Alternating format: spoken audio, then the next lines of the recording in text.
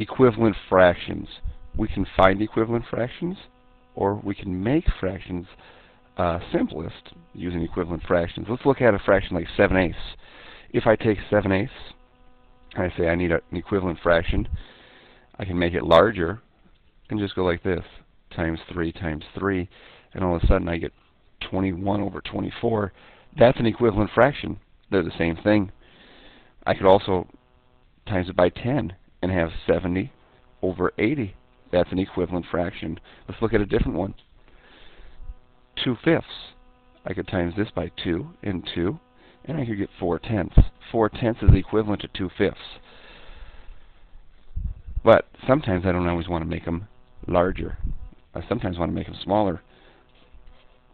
10/25 I can make it an equivalent fraction. I can make it larger by multiplying the top and the bottom, the numerator and denominator, or I could make it smaller by finding a common number that goes into both of them, a common factor. I know 5 goes into both of them, so I can do this. 10 divided by 5 is 2. 25 divided by 5 is 5. Now, these two fractions are equivalent, and 2/5 is the simplest form because the greatest common factor is 1. That's how you find equivalent fractions.